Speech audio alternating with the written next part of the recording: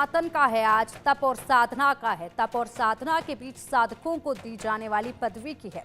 किन्नर अखाड़े के महामंडलेश्वर की पदवी जब बॉलीवुड की पूर्व एक्ट्रेस ममता कुलकर्णी को दी गई तो इसको लेकर विवाद खड़ा हो गया। ममता कुलकर्णी का विरोध अखाड़े के संस्थापक अजय दास ने किया तो बागेश्वर धाम के पीठाधीश्वर धीरेन्द्र शास्त्री भी विरोध में उतर आए, लेकिन ममता कुलकर्णी ने धीरेन्द्र शास्त्री पर पलटवार कर दिया और कहा कि जितनी उनकी उम्र है उतनी तो उनकी तपस्या है। ममता कुलकर्णी ने कहा कि उन्होंने हठयोग और अपनी तपस्या से आदि शक्ति के भी दर्शन किए हैं। एक तरफ अजय दास ने ममता कुलकर्णी को महामंडलेश्वर पद से हटाने का दावा किया तो लक्ष्मी त्रिपाठी ने कहा कि ममता महामंडलेश्वर थी और रहेंगी। सवाल यही है कि ममता कुलकर्णी और धीरेन्द्र शास्त्री के विरोधी बयानों के मायने क्या हैं? क्या सचमुच ममता कुलकर्णी को महामंडलेश्वर बनाना गलत हुआ या फिर ममता कुलकर्णी इसके लिए योग्य हैं? और वहीं आज महाकुंभ में ममता कुलकर्णी नजर नहीं आई। किन्नर अखाड़े के अमृत स्नान में ममता कुलकर्णी नहीं थे। लक्ष्मी नारायण त्रिपाठी ने आज अमृत स्नान किया। ममता कुलकर्णी के आने की चर्चा यहां पर थी लेकिन वो नहीं आई।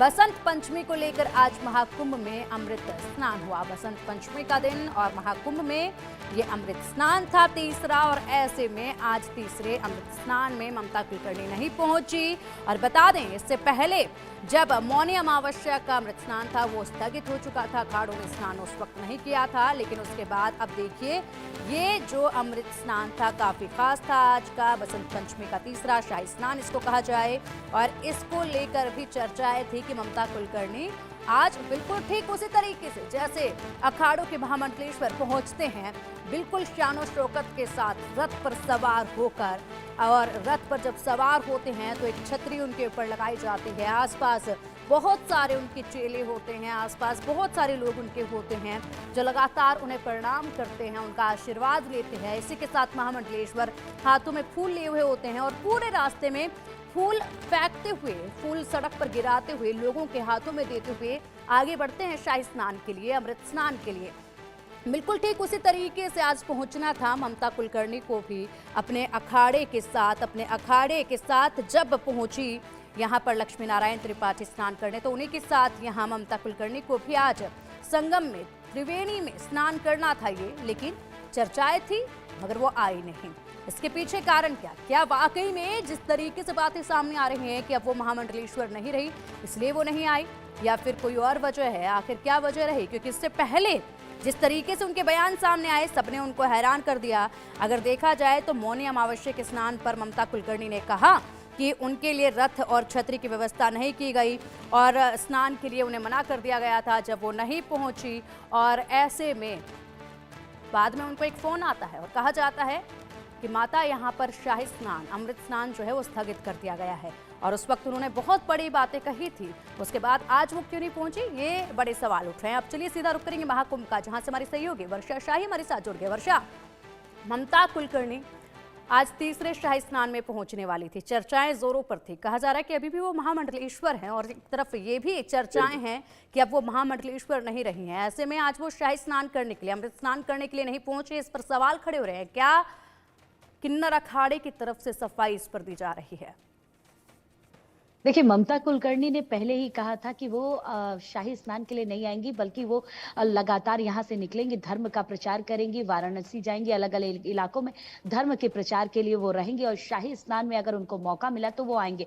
और उसी तरीके से आज जब शाही स्नान हुआ तो उसमें केवल किन्नर अखाड़े की आचार्य महामंडलेश्वर लक्ष्मी नारायण त्रिपाठी मौजूद रही। सभी किन्नर मौजूद रहे, जितने भी महामंडलेश्वर, नए नए महामंडलेश्वर बनाए गए थे, सभी अपने अपने अहदों पर विराजमान थे। लेकिन ममता कुलकर्णी कहीं नहीं नजर आई। उनके वादे के अनुसार जो उन्होंने पहले कहा था और किन्नर अखाड़े में जो चीजें उन्होंने बताई थी कि वो नहीं आ पाएंगे इस बार पूरी तरीके से, क्योंकि इस बार उन्हें धर्म के प्रचार के लिए अलग अलग जगह जाना, अलग अलग जगह पर वो मौजूदगी देंगी अपनी, और सनातन को आगे बढ़ाने के लिए अलग अलग मुद्दों पर वो चर्चाएं करेंगी, जिसके लिए उन्होंने ये अमृत स्नान नहीं किया है। और इस चीज को उन्होंने पहले भी बता दिया था कि वो अमृत स्नान में मौजूद नहीं रहेंगी।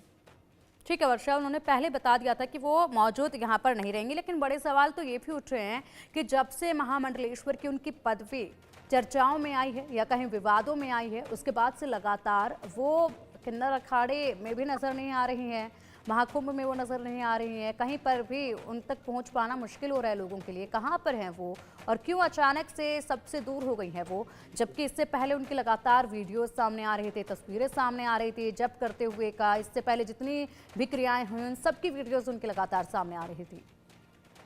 देखिए बिल्कुल, जब ममता कुलकर्णी प्रयागराज में आई और अचानक उनकी चर्चा होने लगी कि वो महामंडलेश्वर बनेंगे किन्नर अखाड़े से, और किन्नर अखाड़े से जब वो महामंडलेश्वर बनी तो उसी दिन के बाद वो केवल एक दिन ही प्रयागराज में रही। उसके बाद वो निकल गई यहाँ से और उन्होंने कहा था कि वो धर्म के प्रचार के लिए इधर उधर जाएंगी, हर जगह उनका वास होगा। प्रयागराज से सीधे उनका जो वास होने वाला है वो वाराणसी होगा, अलग अलग इलाकों में होगा। प्रयागराज से जब हमारी भी बातचीत उनसे हुई तो उन्होंने कहा कि वो धर्म के प्रचार के लिए निकली हुई है और धर्म का प्रचार करना जरूरी है। प्रयागराज महाकुंभ शहर में हर कोई मौजूद है और धर्म के प्रचार के लिए बाहर जाना ज्यादा जरूरी है। और मैं शास्त्रार्थ के लिए तैयार हूं, अगर कोई किसी को लगता है कि मैं महामंडलेश्वर बनने के काबिल नहीं हूं। बिल्कुल वर्षा, जबकि उन्होंने अपने ही बयानों में कहा कि वो शाही स्नान, अमृत स्नान बिल्कुल ठीक महामंडलेश्वर की पदवी जब मिलती है, रथ पर सवार होकर जब जाते हैं, बिल्कुल वैसे वो करना चाहती थी। और ऐसे में मौनी अमावस्या के वक्त पर वो ऐसा ही स्नान करना चाहती थी, मगर उन्हें मौका नहीं दिया गया, उन्हें मना कर दिया गया, जिसके बाद वो काफ़ी आहत हुई थी, वो रो रही थी। खुद उन्होंने एक बयान में ये सारी जानकारियाँ जो है वो दी हैं। उसके बाद इसमें चर्चाएँ थी कि वो आएंगे, लेकिन उसके बाद अब वो कह रही हैं कि वो सनातन का प्रचार करेंगी और वो अलग दिशा में अब निकल चुकी हैं।